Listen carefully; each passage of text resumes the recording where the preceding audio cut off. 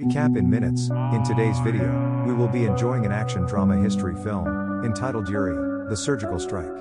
There will be spoilers ahead, chill out and enjoy. The movie begins with the first chapter, The Seven Sisters. In 2015, in Manipur, India, a year before the Yuri attack, a convoy of Indian Army troops travel on a forest path on a typical chilly day. Their vehicles suddenly stop as caltrops damage the tires. They then realize it's a trap, and are caught in a deadly ambush, killing most of the soldiers. 10 days later, an operation unit led by Major Vihan is sent to infiltrate the location that led to the ambush of the Indian Army. Vihan plans a frontal assault, with Sartaj supporting fire in the back, while Karen and a few soldiers approach to ambush the hideout. With the team in position, Vihan signals Sartaj and fires an RPG, which begins the firefight. The team clears the hideout and kills any terrorists they see. Soon after, Vihan spots their target, Kalong. The target throws a grenade at Vihan and engages in hand-to-hand combat. Vihan overpowers Kalong by grappling his neck, then finishes him by snapping it. After the encounter, the mission is a success, and they celebrate their victory with their battle cry. 3 days later, at a formal dinner, India's Prime Minister praises them for their bravery in stopping the plans of northeastern terrorism. Vihan then requests an early retirement from the army. He explains that his mother has been diagnosed with Alzheimer's, and he wants to spend time with her before she forgets him completely. Instead, the Prime Minister offers him a desk job at the government headquarters in New Delhi, allowing him to spend time with his mother while also serving the country. He also arranges for her mother to have a nurse, which Vihan accepts. In Chapter 2, An Unsettling Peace, the scene begins at Vihan's residence, where he spends time with his mother, Suhasini. A few days later, the National Security Council is alerted of a terrorist attack on a public bus that killed 4 civilians. Govind, the General of National Security, receives the report that the terrorists are from Lashkar's group, and are hiding under a construction building. Meanwhile, at Palam Air Force Base, Vihan bids his goodbyes to Sartaj and Karen. He gives Karen a watch as a gift as they go to war. The threat of war escalates as terrorists infiltrate New Delhi. Sometime later, Vihan returns home and sees the door open. He checks his mother's room and finds her missing. Vihan is furious and runs to Neha's house for help, but returns without finding their mother. Vihan blames Jasmine and wants her replaced because she failed to monitor his mother. Soon after, their mother arrives, accompanied by Jasmine's colleagues. In the third chapter, Bleed India with 1,000 Cuts. The scene begins at dawn. 4 terrorists disguised as soldiers sneak into the Yuri base camp. They prepare themselves for the attack by leaking flammable gas. They then storm the sleeping camps, raining bullets on them.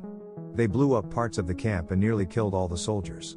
The soldiers fight back and try to outnumber them. However, the enemies are skilled and are able to hold them for a while.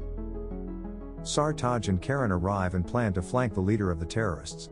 They teamed up so Sartaj could cover for Karen while he snuck behind them. Karen dodges the terrorists' attacks but gets injured by the RPG. Even so, he keeps his resolve and sneaks up on the leader, then kills him with a headshot.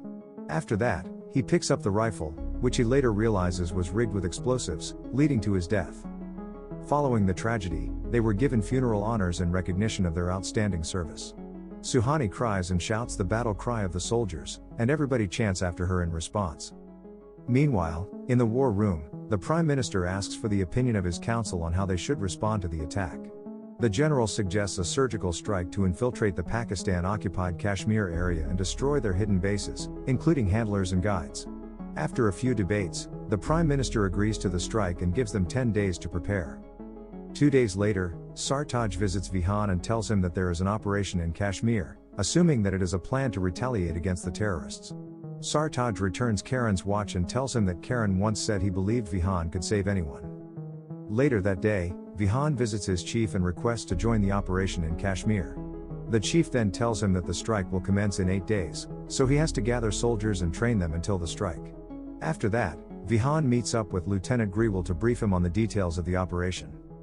7 days before the strike, the soldiers arrive at the Air Force Base, with Vihan acting as the major and Sartaj as the captain. Vihan tells them they will have special training within 7 days. His first order is to send a message to their family, since they won't be able to communicate with them during the training. After that, he gives a speech about the soldiers who died at Yuri headquarters, which raises their spirits, and they begin their training. In Chapter 4, entitled A New India, 1 day later, Vihan's former nurse, Jasmine, an agent of Govind, discovers the coordinates of the terrorists' launch pads, from which they can obtain satellite images. Jasmine reveals to Vihan that her given name is Pallavi.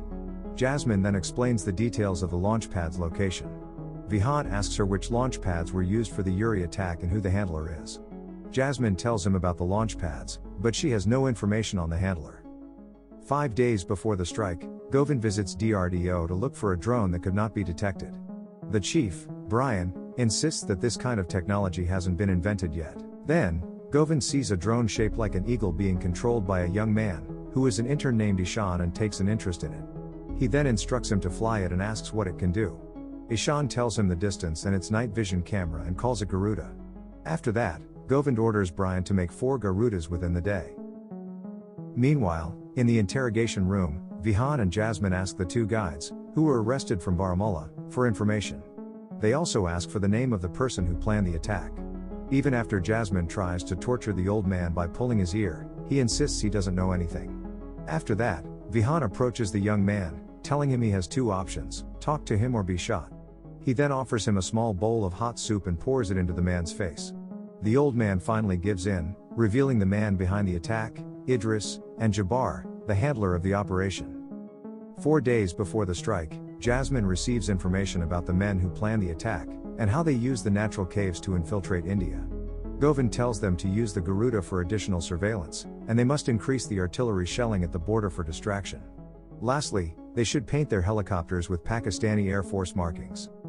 2 days before the strike, the soldiers fly the Garuda, with Ishan controlling it and Jasmine guiding him. They plan to find the launch pad location to see what arsenal the terrorist will use. However, the Garuda got hit by a window, and Ishan struggles to get it to fly again. Shortly after, a young boy thought it was a toy, so he lifted it to look closer. Then, Ishan takes the opportunity for it to escape from the launch pad. The Garuda flies away and returns with the images from the operation. After that, the Prime Minister convenes a meeting with Jasmine 1 day before the operation, to explain the surgical strike plan. General Grewal says 80 soldiers will be divided into 4 teams and will destroy 2 launch pads. Vihan's team will handle B1, where Idris and Jabbar are. The launch pads are closer to the border, and the mission will take 50 minutes. The Prime Minister recalls Vihan's promise to safely bring back all of his soldiers.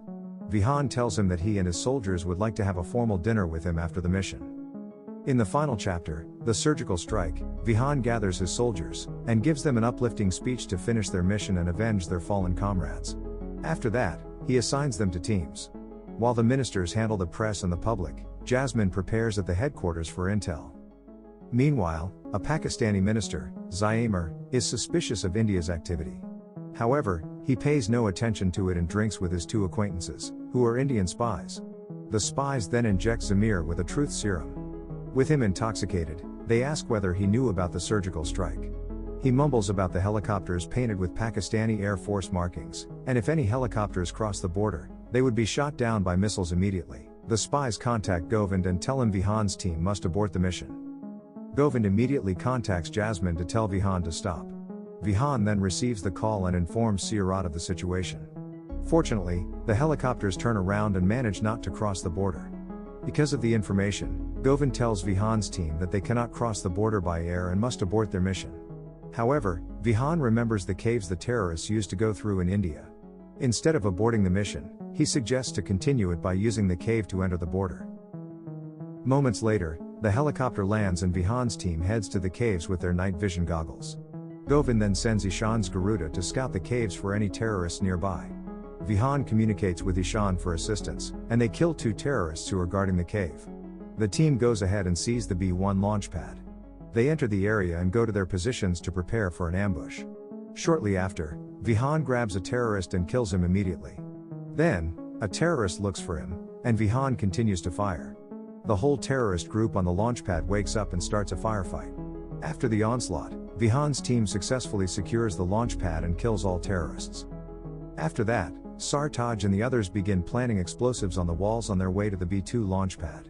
While the team is opening the door, a terrorist notices them. Vihan kicks his comrade away just as the terrorist starts shooting at the door. The other terrorists immediately wake up upon hearing the shots, and the firefight begins.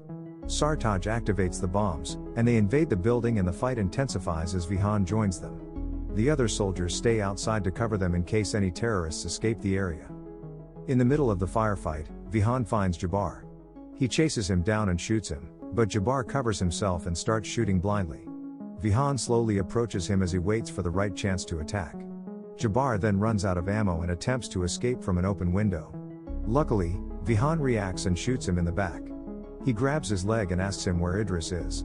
However, Jabbar doesn't answer, so out of anger, Vihan slices his leg with a knife.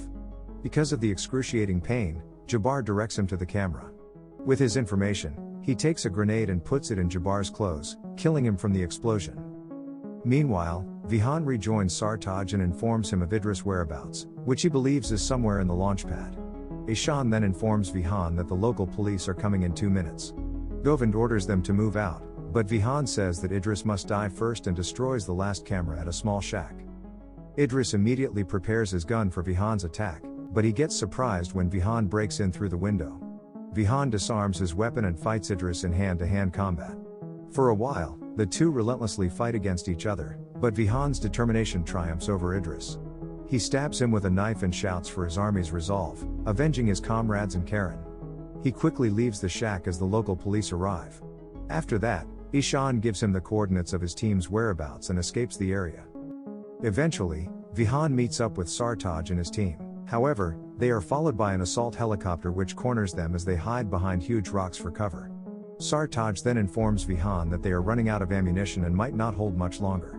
Out of desperation, Vihan signals Siarat to keep the helicopter away from them by counterattacking the terrorist. The team uses this chance to escape and successfully cross the border, completing their mission with no record of casualties. Everybody celebrates their victory, and the team shouts their battle cry with high spirits. The movie ends with Vihan and the team landing on the base. He goes home to his mother, who still remembers him, and the team have a formal dinner with the Prime Minister, keeping his promise. Thanks for watching, subscribe for more videos like this, and help the channel grow.